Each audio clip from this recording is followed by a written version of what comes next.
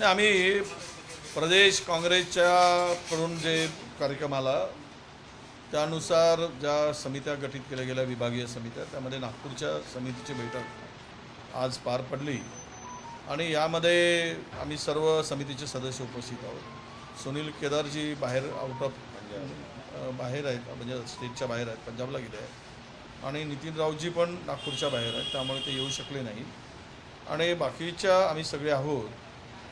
5 तारखेनंतर 4ला काउंटिंग झाल्यानंतर 5 नंतर आमच्या समितीचा दौरा आम्ही ठरवणार आहोत। नागपूरमध्ये जाऊ, चंद्रपूरला जाऊ, ज्या भागामध्ये टंचाई भीषण आहे अशा भागामध्ये दौरे करून तो अहवाल आम्ही प्रदेशकडे आणि शासनाकडे पाठवण्याचा निर्णय घेतलेला आहे आणि शासनाच्या निदर्शनास ज्या काही मदतीच्या टंचाईच्या ज्या काही उपाययोजना आहेत त्या करण्यासंदर्भात सुद्धा आम्ही सरकारला भाग पाडू। राज्यामध्ये दुष्काळजन्य स्थिती असताना कृषी मंत्री बाहेर आहेत, त्याचबरोबर कृषी आयुक्ताची जी आहे ती तडकाफडकी बदली करण्यात आली आहे आणि दुधाचे दर जे आहे ते 2 रुपयांनी घटलेले आहेत, काय सांगतात? नाही, हे राज्याला शेतकऱ्यांना वाऱ्यावर सोडून कृषी मंत्री बाहेर पळाले। कृषी मंत्री बाहेर असताना आयुक्तांची बदली होते, सचिव हा पूर्ण वेळ नसतो आणि आता खरीपाचा हंगाम तोंडावर आलेला आहे, पावसाळा जवळ आलेला आहे। अशा वेळेस आपण शेतीसाठी विभागीय स्तरावर बैठका नेहमी होत असतात, ते कृषी मंत्री घेत असतात, मुख्यमंत्री जाऊन घेत असतात, परंतु त्या बैठकांचा पत्ता नाही। खताचा तुटवडा आहे, बियाणाचे दर 38% वाढलेत, बियाण्यासाठी या टेम्परेचरमध्ये लोक लाईनीत उभे आहे आणि एकूणच आढावा घेऊन सर्व परिस्थितीवर उपाययोजना करायची आवश्यकता असताना हे सगळे गायब आहेत। याचाच अर्थ शेतकऱ्यांची यांना चिंता नाही आहे, कारण यांना शेतकऱ्याप्रती काही देणं घेणं नाही आहे, हीच त्यांची अनास्था या ठिकाणी दिसते आहे।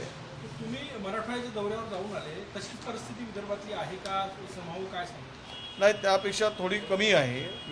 मराठवाड्यामध्ये प्रचंड दुष्काळाच्या झळा पोहोचल्या आहेत, फार तिकडे पिण्याच्या पाण्यापासून जनावरांच्या चाऱ्यापर्यंत प्रचंड असा तिकडे भीषण असा दुष्काळ आहे।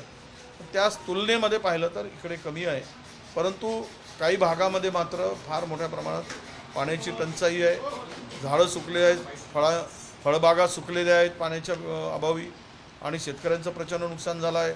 वादळामुळे अनेक घरं जमीनदोस्त झाले आहेत, छप्पर उडालेत, घरं पडलीत, त्यानंतर गारपिटीमध्ये शेतकऱ्यांचं नुकसान झालं। या कुठलीही मदत शेतकऱ्याला विदर्भामध्ये मिळाली नाही, 1 रुपया मिळाला नाही। मागच्या वर्षी नाही दिलं गेलं, मागच्या वर्षी घरांची पडझड झाली, तर याही वर्षी मिळालं नाही। आणि विशेष म्हणजे हा कळस असा आहे की ज्या विहिरी 4 लाख रुपये बांधकामासाठी दिल्यात, त्या विहिरीचा अकाउंट शेतकऱ्याचा वेगळा असताना त्या विहिरीचे पैसे कर्जामध्ये ट्रान्सफर करून घेण्याचं काम, रूपांतरित करण्याचं काम या सरकारने केलेलं आहे। म्हणजे विहीर जी आहे ती आता अधुरी राहील, तेही बांधकाम पूर्ण होणार नाही। हा नतभ्रष्टपणा या सरकारचा दिसतो आहे। म्हणजे शेतकरी मेला काय गेला काय यांना काही देणं घेणं नाही, अशी एकूण स्थिती राज्यातील राज्यकर्त्यांची आहे।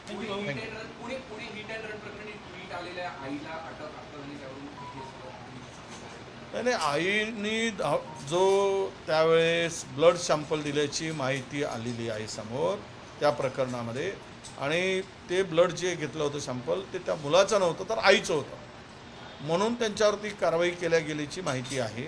मी त्या संदर्भात ट्विट केलेलं होतं आणि आज जर कारवाई झाली असेल तर पोलीस पुढची कारवाई करतील। देश विदेशातील प्रत्येक घडामोडींचे लाईव्ह अपडेट मिळवण्यासाठी आता साम टीव्हीच्या सर्व सोशल मीडिया प्लॅटफॉर्मला लाईक, फॉलो आणि सबस्क्राईब करा। तसंच सर्व नोटिफिकेशनसाठी बेल आयकॉन प्रेस करायला विसरू नका।